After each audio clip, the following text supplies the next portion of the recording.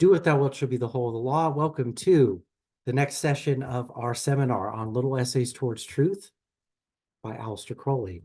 So we're talking about the chapters that are on understanding and chastity, so-called.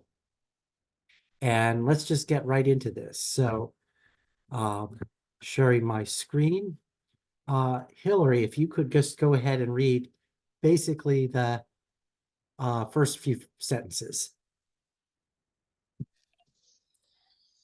The nature of knowledge, the culmination and stasis of the intellectual faculties, has been discussed in the previous essay. It implies a contradiction in terms.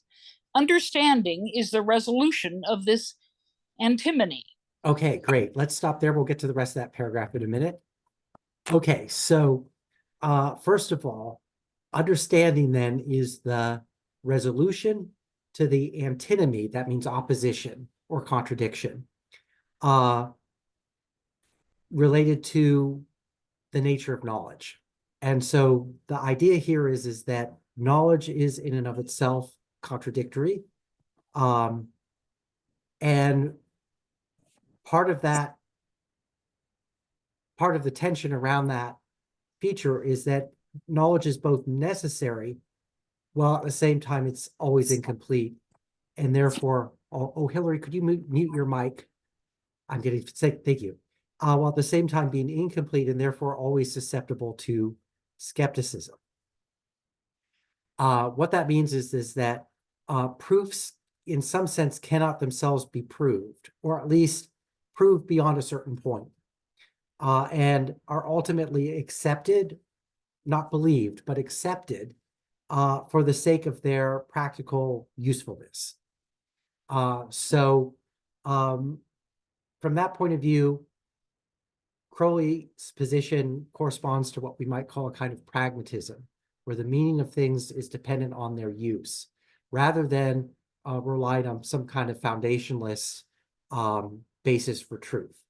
So this implies kind of three philosophical positions that we could say in common with, say, a number of other important modern philosophers that Crowley has. So, for example, these would be pragmatism, which is the idea that the meaning of saying something is true is based on its practical usefulness as an idea, rather than appeal to some ultimate or absolute standard of truth. And this, in turn, implies the second kind of philosophical position, which you could call anti-foundationalism. And this, again, is basically the same idea, that philosophy is kind of prevented by skepticism from appealing to complete absolute knowledge or proof of anything. And this, furthermore, then implies what we might call perspectivism, a position frequently associated with Friedrich Nietzsche, but I think also justly applicable to Crowley. And I do think that his emphasis on will as a basic principle of his philosophy is meant to remind people or be an allusion to Friedrich Nietzsche's concept of will to power. So in that sense, we're dealing with a kind of explicit philosophical influence in that regards. And perspectivism is the idea that if truth is practical, about the practical adequacy of our ideas, of course, in relation to what's presumed to be some kind of human independent objective reality, that's not called into question, but our ability to discuss or relate to that reality is based on linguistic usages that are pragmatic and practical. And so what this means is that different users of language are going to have different perspectives on what the adequate truth is to describe different things. And so another way to talk about perspectivism is that truth is diverse. Truth is multiple. William James, another pragmatist, talks about what he calls the pluriverse as opposed to the universe, that the reality is really a pluriverse that includes not just a diverse stuff, but an infinite variety of interpreting that stuff. And that there's no ultimate absolute position that could, with complete objectivity adjudicate between those different positions. All such adjudications are themselves also practical, which doesn't mean that they can't or shouldn't occur, but it's just this occurs within a kind of practical worldly context. And so this, as it were, is the understanding that one has of knowledge that in some sense is already the resolution of this contradiction or antinomy. In other words, understanding is not another type of knowing things that isn't knowledge or is somehow beyond knowledge. It's rather a structuring of knowledge within a certain practical context that's able to grasp or understand wholes or totalities, to form concepts, in other words, of things that is not necessarily directly implied by reality as such.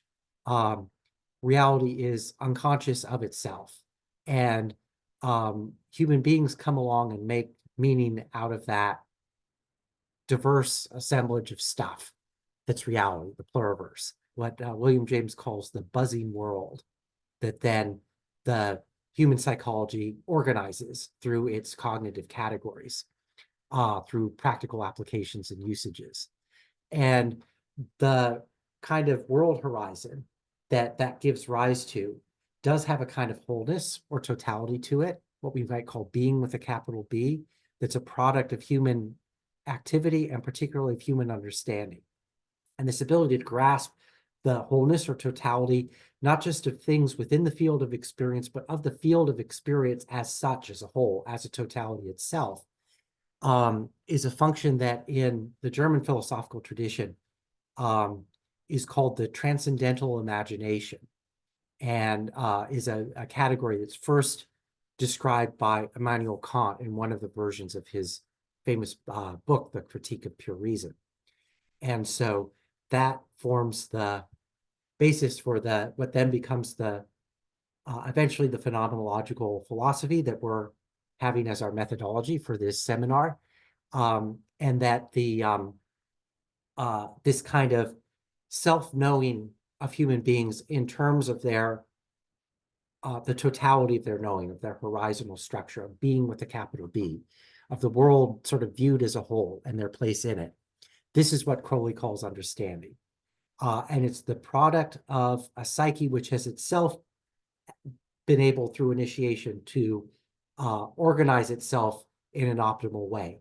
And so then it can be in relationship to the world in an optimal way and form world concepts that are also adequate to its historical context.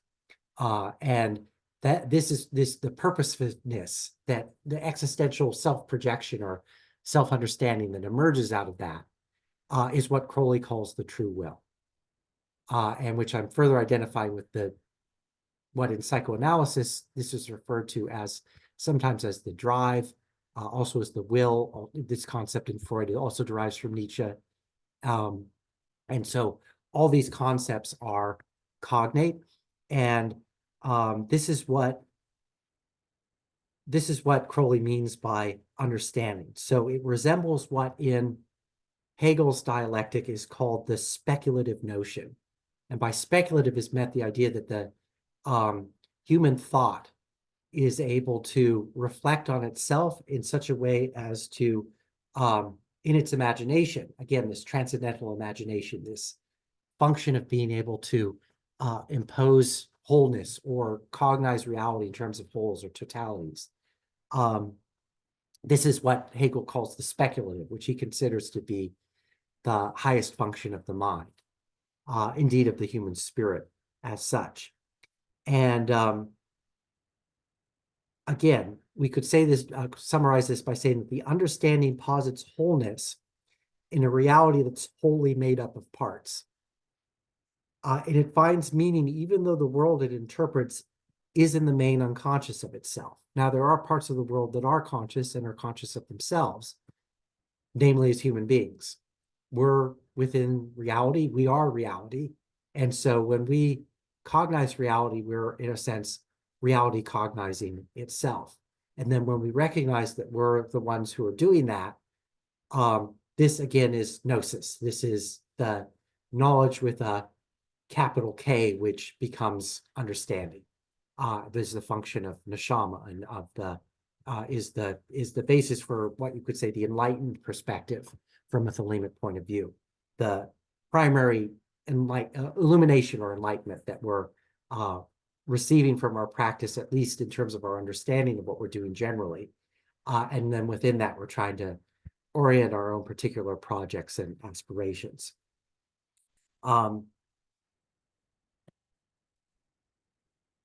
Okay, so in a magical sense, the image that we're seeking in the showstone of the imagination, the understanding that we want to derive, is the oracle of our true will. Or we could say in magical terms that in terms of like the three Kabbalistic souls, right? Neshama, the spiritual higher soul, Ruach, the intellect or reason, self-consciousness, and then Nefesh, which is the unconscious automatic functions of the body. And then, so in a way, we could describe the understanding as Neshama as the image of Neshama. The image of Neshama, the understanding is the image of Neshama reflected into the Ruach by the mirror of the Nefesh. And this is a version of the medieval mystical metaphor of how the soul, when it's purified, it becomes a mirror that reflects the divine. And then what Thelema is doing is that it adds also a kind of magical dimension to this process through what we might call a kind of tantric expression of neshama as the, it also reflects itself out of the vital libidinal energies of the body mind. And this is, of course, what Crowley was calling energy that we were looking at in the earlier chapter. When that energy is organized in terms of the wholeness of the psyche, of the self, in terms of the true will, then that energy becomes non-dual with the expression of neshama. And so this is also why in yoga that samadhi is described as being, consciousness, and also bliss. And that bliss, Crowley is arguing, is also physical and erotic and libidinal as well, but it has to be organized in such a way as to be to maximize its potentiality for being towards the optimization of the true will. And so that's why it's love that has to be under will, you see, because it's not just the expression of the libido that we're seeking to sort of release from restriction, but the libidinal dynamic of the psyche organized in terms of the highest potential will or purpose of the human person in question. So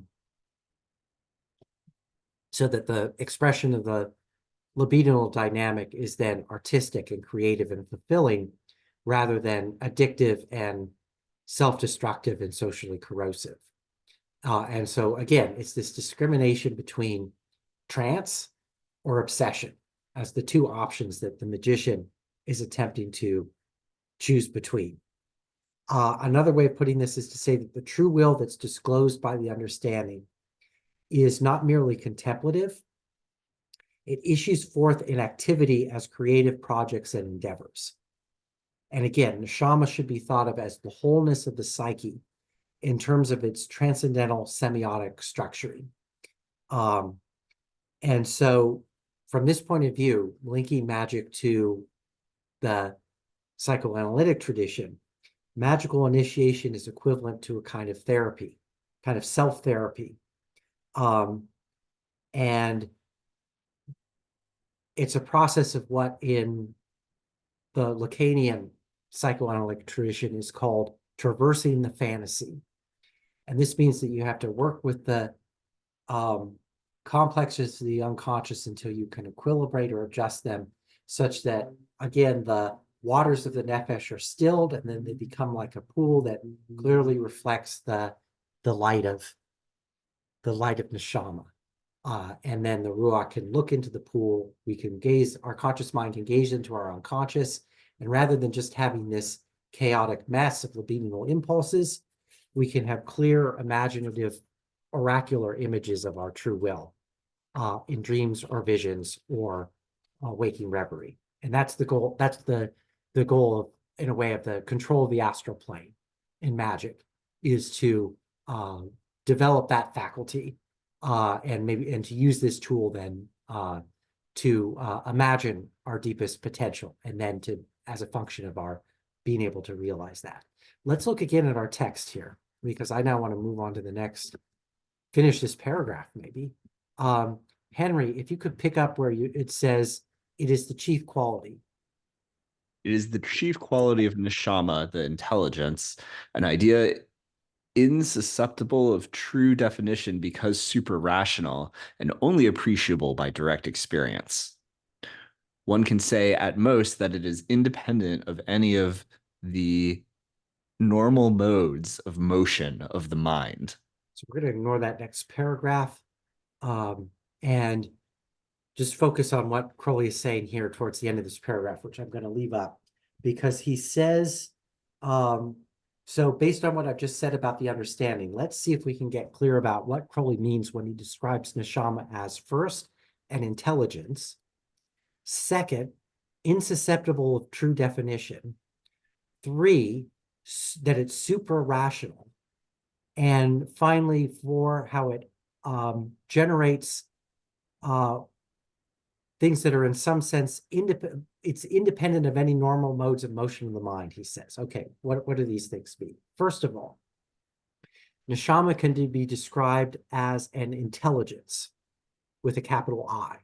Okay, in medieval philosophy, the intellectual meant the Platonic spiritual forms of things, their souls, in the imprecise language of theology.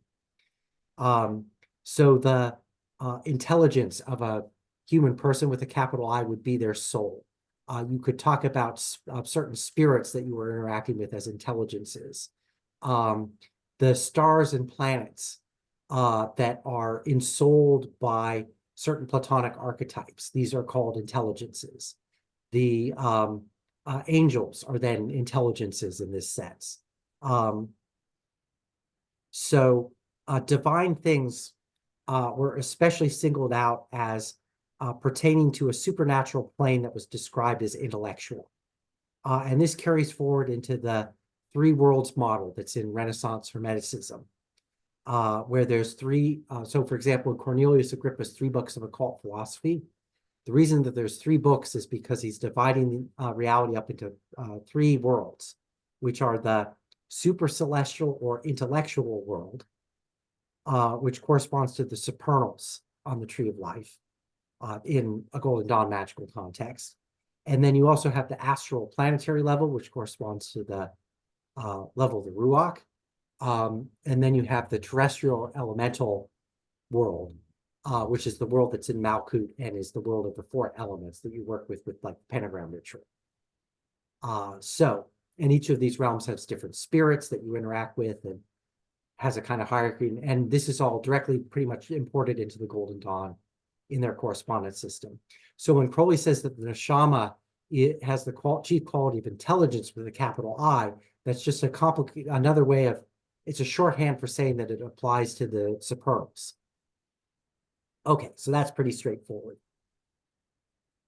Okay, next, he says that the understanding cannot be fully defined. And one way of taking that is to say that the understanding can't be fully defined because it is always incomplete ontologically in its nature. So neshama is a kind of, because it emerges out of and as will to power, is in fact a human-produced virtual or surplus function that's linked to the psychology of the death drive. And therefore, it's variable in its structure. Its boundaries and possibilities can't be fixed or predetermined. Another way of putting this is that the human imagination doesn't ahead of time come with limits. It can potentially imagine anything. It just has to generate out of itself the structure that it needs to be able to do that. And that can be through quite complicated symbolic metaphor, like in mathematics, for example, where you can have extraordinarily elaborate metaphorical structures that can have extraordinary precision in describing qualities or features of human independent reality, as of course they relate to us and our observation of them. And this is all a function of language, which is also one of the great mediums of magic. And so the fact that magic uses symbolism is in fact one of its most important features. If we can just kind of understand the role and function of that in the kind of philosophical psychology that I'm proposing as a way to read this text. Okay, so then it's super rational, he says. Okay. Well, we already described in a way what that means, in the sense that reason as the function of just the analytical categories of knowledge is incomplete and requires this thing called the speculative imagination, which again is the function of this kind of transcendence or capability for trance that we magically have as human beings. And this capacity for trance allows us to intuit or posit wholes or ideas that are greater than the sum of the parts. And so in that sense, they're super rational, in the sense that you don't get to the wholes that are posited, the totalities that are posited by the transcendental imagination. You don't get to them through a kind of calculation. It's like the value of an imaginary number as a kind of function. You can use pi, but you can't directly calculate it. But that doesn't mean you can't use it and posit it. And so pi is a kind of transcendent function, like the concepts of the understanding, like the totalities that are grasped by will and power. And then he says that the understanding is independent of any of the normal modes of motion of the mind. That's in the last sentence there. Okay. So I would like to read that in terms of the normal, what does he mean by the normal modes of motion of the mind? Well, in a Freudian sense, that would be the basic functioning of the affective or libidinal desire structure of the psyche, in terms of what Freud calls the pleasure principle, immediate emotional or narcissistic self-satisfaction. Whereas the samadhi that's sought in the trance of the understanding emerges from the dimension of the drive, which is not based on the pleasure principle, but is instead based on what Freud calls the reality principle, which is a desire for the psyche to emerge from a condition of narcissism and relate to its external relations outside of itself in such a way as to structure itself in a more complicated way and eventually achieve an adult level of psychic development. In other words, achieve initiation, so that you know who you are and what you're doing, which is the goal and project of the true will, as well as therapy in a traditional psychoanalytic sense. Okay, let's keep going. But we're going to skip ahead of here. So starting, Stephen, if you could pick up for us where it says the only correct and adequate mode. The only correct and adequate mode of the attainment of understanding is to shut off and to inhibit the rational mind altogether, thus leaving the tabula rasa upon which the entirely alien faculty de novo de sui generis can write its first word. Okay, so tabula rasa means blank slate, and then de novo just means it's new, and sui generis means it's a unique species. Again, just a new thing. Let's go back around to Hillary. If you could pick up where it says, but then it will surely be said. But then it will surely be said, what is more unintelligent than this supposed intelligence, than this formless, even delirious ecstasy which sweeps away all shapes of thought? No sane man would deny this premise, But the explanation of this, but the explanation is that this ecstasy is, so to say, the throe of birth of the new faculty. It is surely natural for an observer to be startled for the moment by the discovery of a new universe. Ananda must be mastered manfully, not indulged as a vice in the manner of the mystic. Samadhi must be clarified by sila, by the stern virtue of constraint. That just means discipline. Sila means discipline. Keep going. Okay. And then appears the paradox that the new law of the mind has come not to destroy, but to fulfill the old. Okay, and then Henry, if you could take us to the end of that paragraph, where it says the understanding takes full cognizance. The understanding takes full cognizance of all that vast material, which the reason was unable to build into any coherent structure. The contradictions have disappeared by absorption. They have been accepted as essential factors in the nature of truth, which without them were mere congeries of facts. Okay, so the idea here is that yoga clears the debris of thought. Meditation, purification, consecration, magical rites to concentrate the mind, so that it's not distracted, whether that's your banishing ritual or your invocation or whatever, to generate energized enthusiasm. Yoga clears the debris of thought from the mind, not to simply remain in this state, but to activate the faculty of creative imaginative synthesis, such that clarity of thought can emerge from the evacuated void of the mind.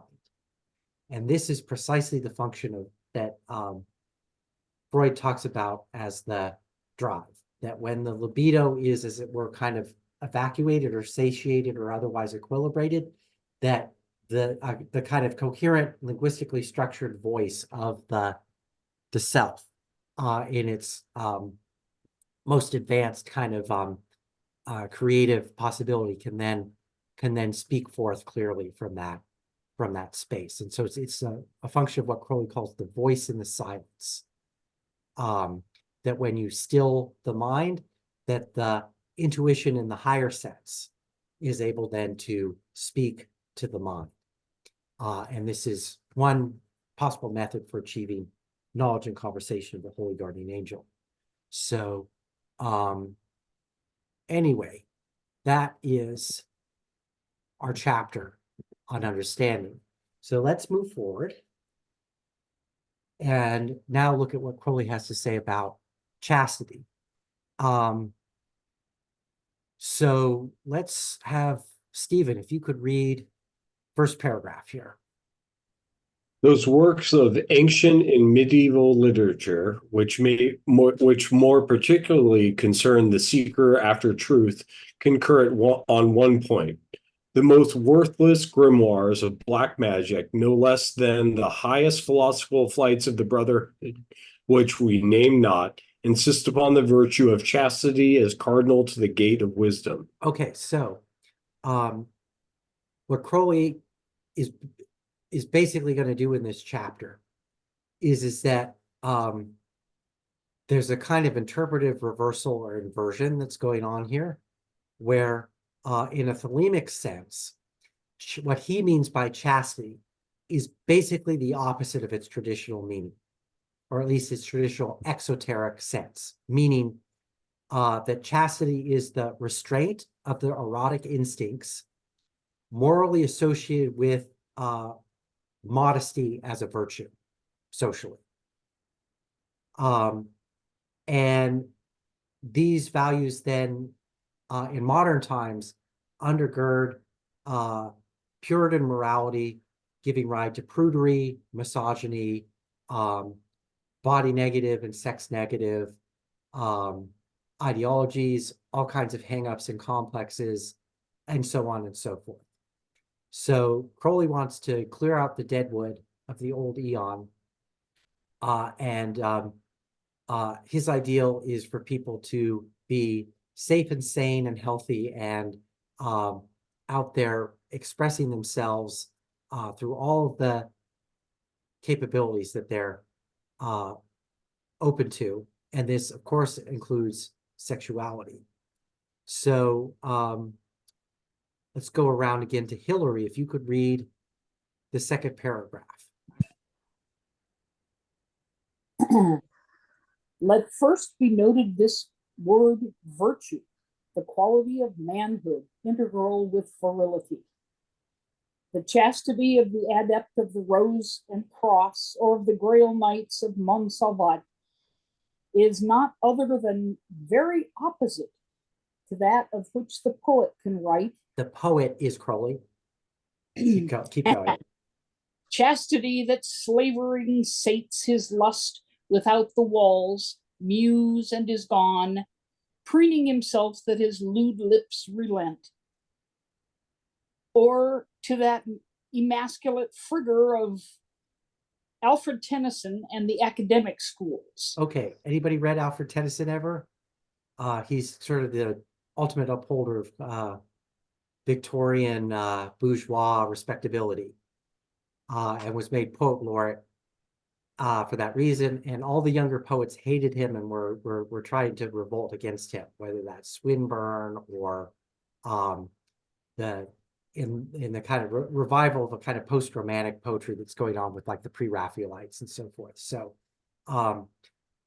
Crowley, the poet, is reacting against this kind of bourgeois oppressive sex morality. And he focuses, so chastity then, in contrast, the thelemic chastity, would instead emphasize the healthy expression of the libidinal instincts in freedom. And of course, that includes consensually, all the usual moral, stuff that we would include in being responsible for that. And this freedom is from the restriction of life negative ideologies. So if chastity is seeking purity, then what would be the pure kind of purity that Crowley is seeking? Okay. So first of all, he focuses on this word virtue. Now, virtue, the English word virtue, is derived from the Latin word virtus, virtus.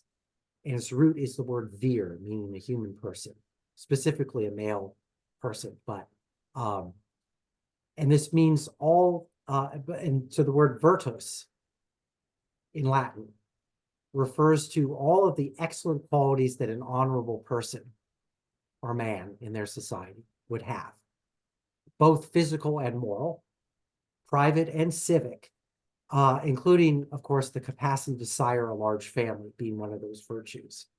And so hence it's associated with virility as well, so that they would share the same root, vir. So Crowley is, again, linking these through this kind of etymology, is linking these ideas together to make the point that when he refers to virtue, he means it in a pagan sense, not in a Christian sense. So it's about expression, it's about the vigorous expression of one's duty in terms of all of one's the possible active personal and civic virtues that one could have. Being a good soldier, being a good father, being a good etc. Being a healthy and vigorous, socially engaged citizen of the society. This is virtue for him, and not the kind of sniveling, slavish, wallowing in sin virtue of the Christianity of the old eon and its survivals in the current period. So chastity then, let's see.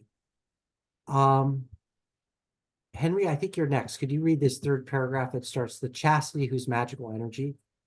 The chastity whose magical energy both protects and urges the aspirant to the sacred mysteries is quite contrary in its deepest nature to all vulgar ideas of it.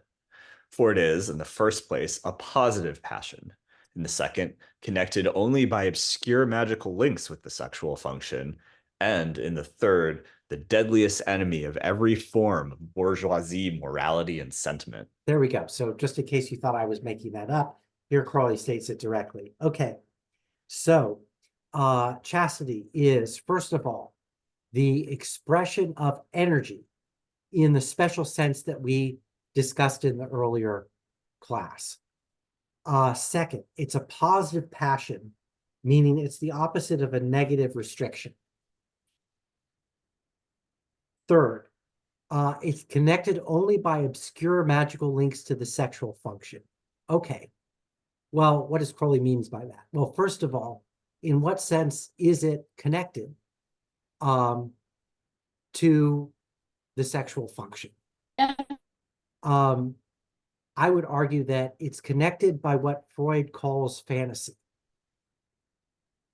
So the point here is that sex as a mere physical copulation has to be socialized through its association with a linguistically structured virtual reality of erotic fantasy in order to magically and erotically come alive, as it were, and become the site of the sacred.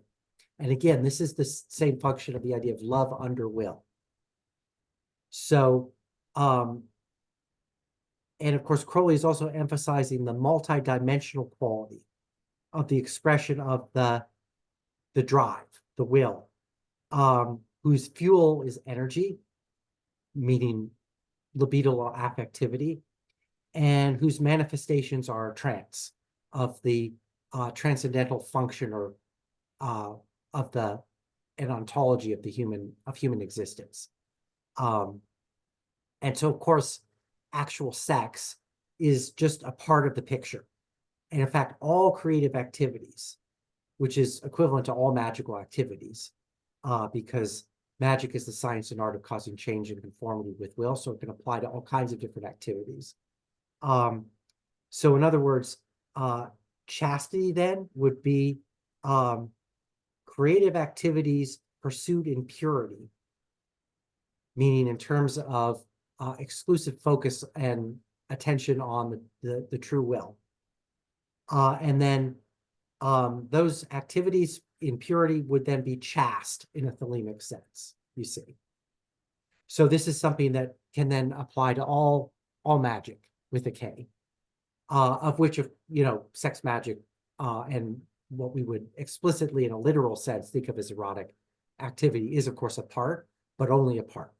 Even though at the same time, the energy that's suffusing all of the affectivity that gives meaning to all of our psychic life is, Freud is theorizing, ultimately erotic in nature, but it sublimates itself through complex structures and are therefore linked to the, as Crowley says, to the sexual function, but sometimes in obscure, complicated, structural ways. So yes, it all does come back to the sex instinct, but the sex instinct is structured infinitely by the drive of the true will to be all things to all people. So that I think is a way to interpret what might otherwise seem to be an odd remark. Okay, so then he says it's the deadliest enemy of every form of bourgeois morality and sentiment. That is to say, of the secularized modern conservative public moralizing, usually to attack minorities, and also respectability norms that are based on patriarchal and heteronormative ideologies. And that, includes all other kinds of bad attitudes that you might want to name or explicate further from that. And this is all the legacy of the old eon within the new. And so these have to be, these conventions continue to be revolutionized. We've gone through several historical cultural phases that place us in a more advanced position than the very repressive Victorian society that Crowley originally grew up in a little bit more than 100 years ago. But we've still got a long way to go. So this is the mission, as it were, of Thelema. Okay. So purity.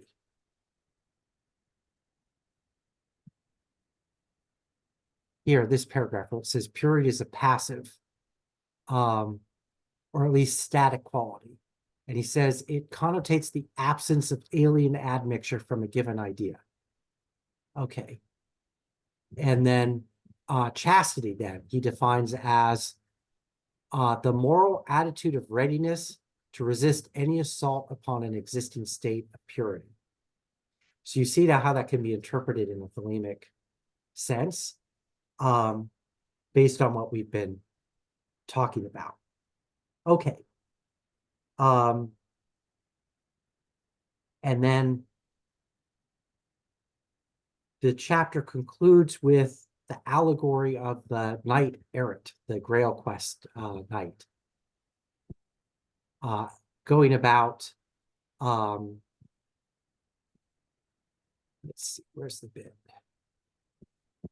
Okay, here we go. The chaste man, the true knight errant of the stars.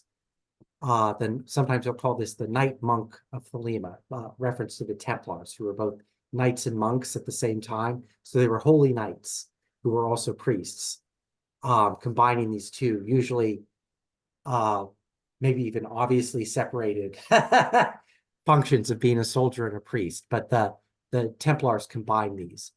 And this relates in some ways, especially in the later imagination of Romanticism in the modern period. This is then related to the Grail quest. And of course, the Grail is Neshama, is Bina, is the feminine divine Holy Spirit that is sought to illuminate the understanding through magic, and then give access to the dimension of the drive, which is the dimension of a kind of impersonal immortality in terms of the true will, in virtue of projects that we undertake that then outlive our immediate psychic existence. And so in a sense, we can live eternally on through the things that we accomplish in the world. And if we identify ourselves with those projects, we then have a kind of access to a kind of impersonal immortality in and through the true will. Anyway, that's my own kind of speculation. We're running a little bit ahead of time. We've got a little bit more than 15 minutes. Let's stop here and open to questions and see if we can have a little bit of have some time for some conversation in the last few minutes of the class. So we've been discussing understanding and chastity, so-called. Questions, comments, discussion. I have a slightly backtracking question. When talking about knowledge, you were relating it to these concepts of pragmatism, anti-foundationalism, and perspectivism. Yes. But I didn't quite follow the distinctions between those, and I would like to know more about which. I felt like you were bringing that up because you were creating relationships to existing schools of philosophic. Yes, relating what Crowley is doing philosophically to the larger context of modern philosophy, where these three positions become predominant in modern times. Yeah, could you maybe go over both what each position is again, and yes, then we explicitly make the link to what? Yes, let's talk about that just a little bit. I'll re-summarize that. First, the reason why I'm doing that, which is that what I'm proposing in a sense is that the what understanding is the understanding that knowledge has these features. So it's a kind of understanding of knowledge, a kind of understanding of itself, that then is the Gnostic or enlightened position.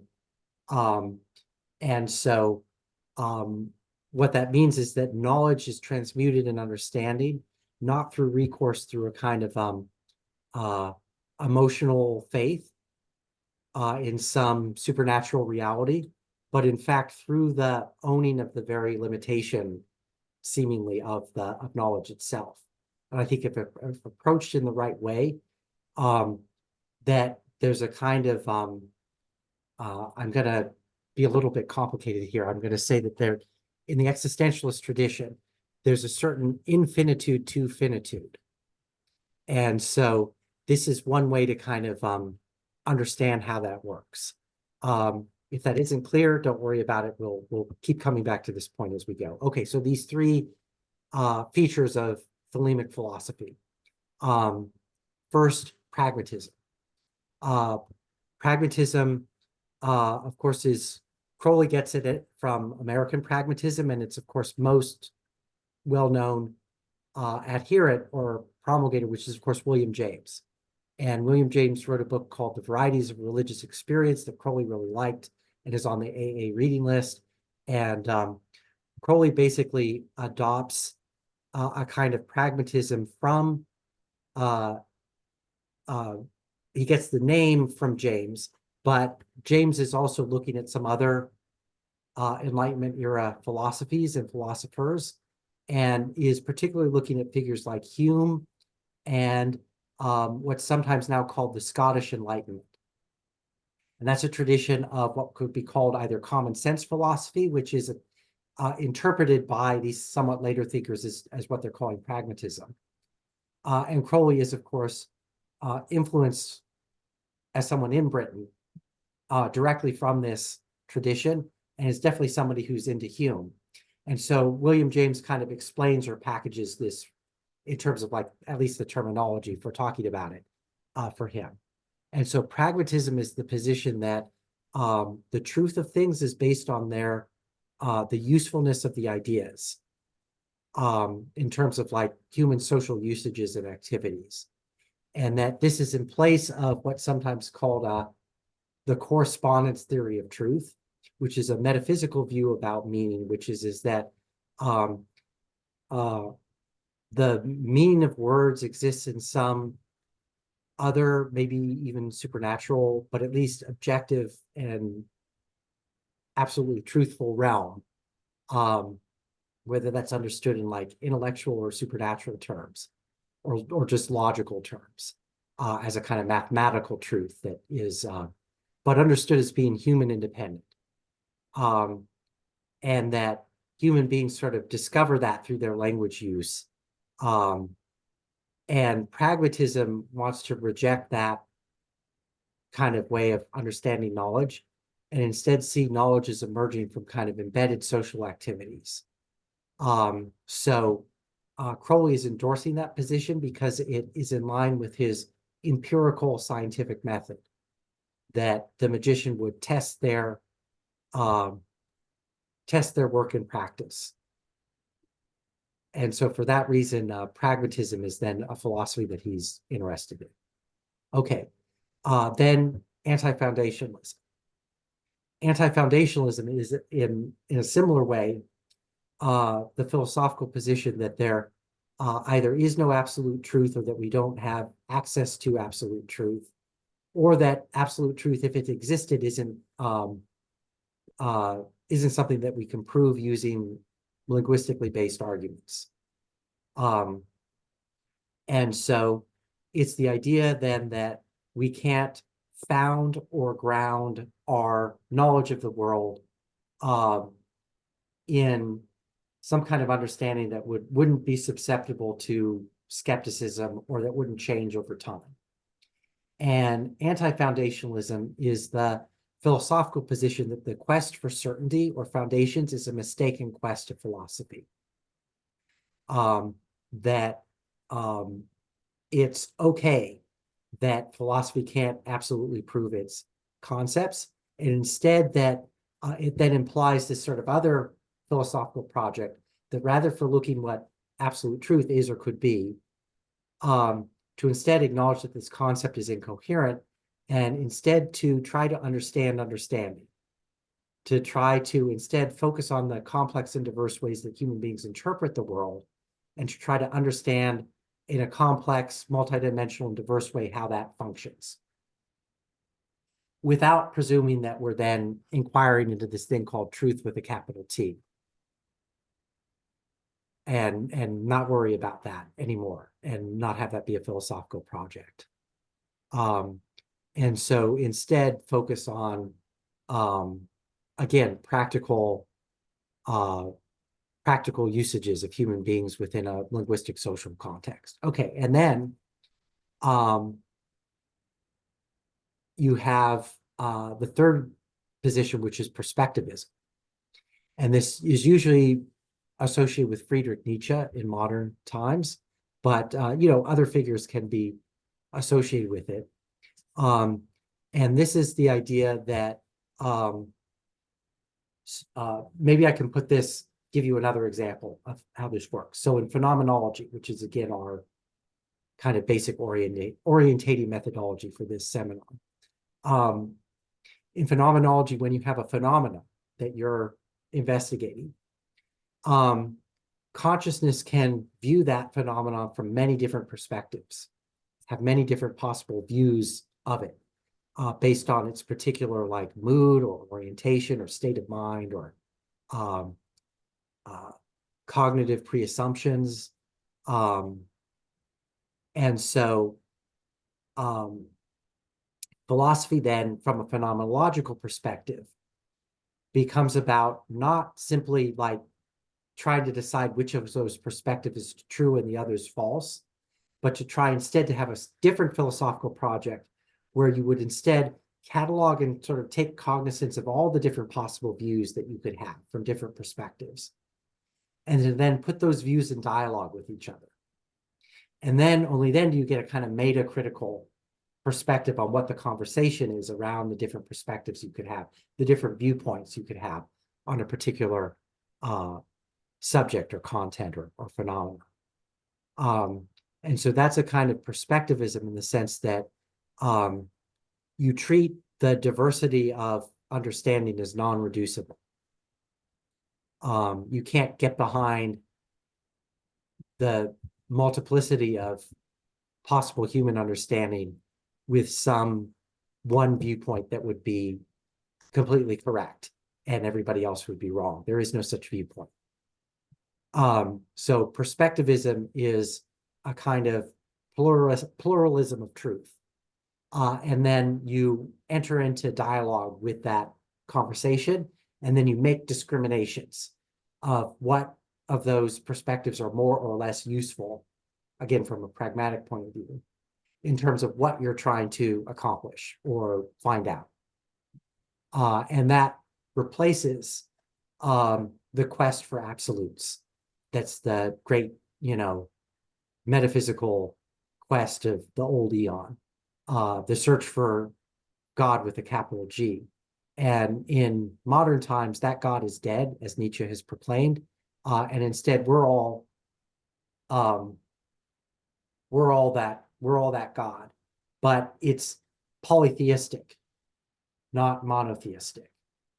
And so the polytheism means that there being many different human persons, many different unique perspectives, they all have to be part of the conversation. They all have to be part of incorporated and understood as being part of this integral body of New Wheat, where everything plays its role and has its part to play and its place to be, and its own unique self-expression.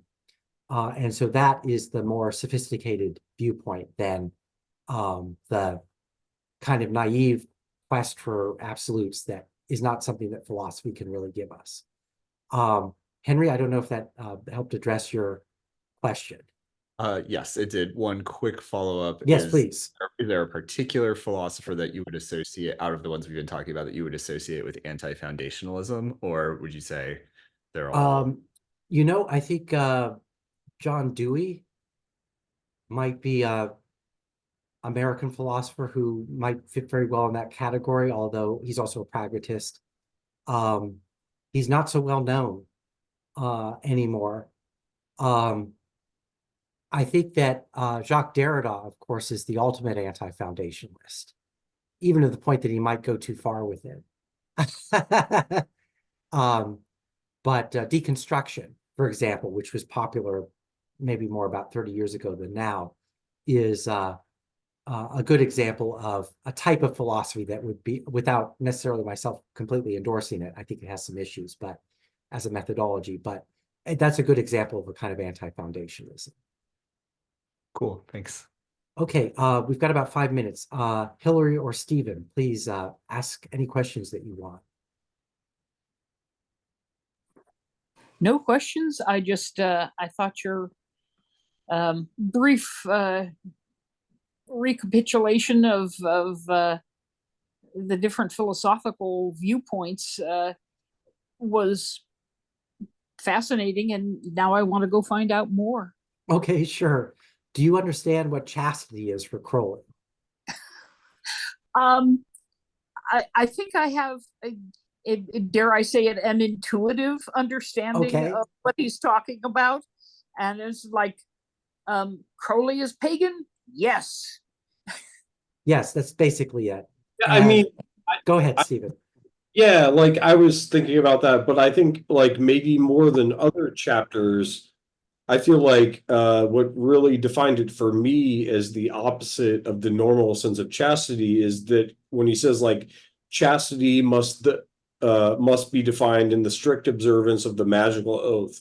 That is the light of the law of Thelema, absolute and perfected devotion of the holy guardian angel, an exclusive pursuit of the true will. And all of that includes like nothing in the strict sense of the word chastity. It means like, you know, take your fill of love, and like if it works within the framework of your will, like it is good and is chaste when the objective is not sexual chastity, but like primal devoted knowledge towards That's your it, yes. yeah. Yeah.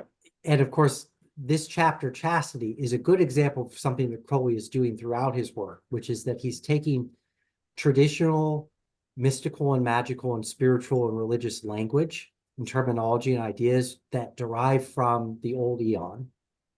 And he's transmuting them through this new perspective, this new interpretive lens of the new eon, which is from the perspective of modernity, as opposed to the perspective of the feudal, medieval, pre-modern period with its own values that no longer can really apply to us in the same way. And so that means there has to be what Friedrich Nietzsche calls a transvaluation of values, meaning that values themselves have to be revalued. And that this is kind of the task of modern subjectivity, to reappropriate for itself the full possibilities of the cultural legacy of the past, but they have to be reinterpreted in a way that is, again, practically or pragmatically useful for us, based on the realization that we're not going to be able to found these new truths on anything other than our own wherewithal, our own will to power, our own needs and desires. We're not appealing to some absolute anymore, but we're appealing to us, to our life circumstances, to what permits us to flourish in life and within the world. And thirdly, of course, from, again, this point of view of perspectivism, which is that there's then many diverse ways that people are attempting to fulfill themselves within a kind of communal or collective intersubjective space where we all have to try to get along with each other. And that's the problem of the eon, which is coordinates with our individual initiation, but is also a kind of larger issue or problem as well. That, we're also, we're all pursuing our individual initiation, but then we have to relate to the other people as well within this larger context called the eon. Anyway, we're coming up on the end of the hour. Any other quick questions or comments? No, thank you. Okay, thanks everybody. We're coming up to the end. We have 2 more class sessions. Next time we're going to do Silence and Love. And then the final class, we're going to have a close systematic reading of the last chapter, which is the summary chapter that's called Truth, which of course is what we've been leading to, because these are little essays toward truth. But first, Silence and Love next week. And thanks everybody for joining us. I'm going to switch off. Everybody have a nice week. Love is the law, love under will. 93.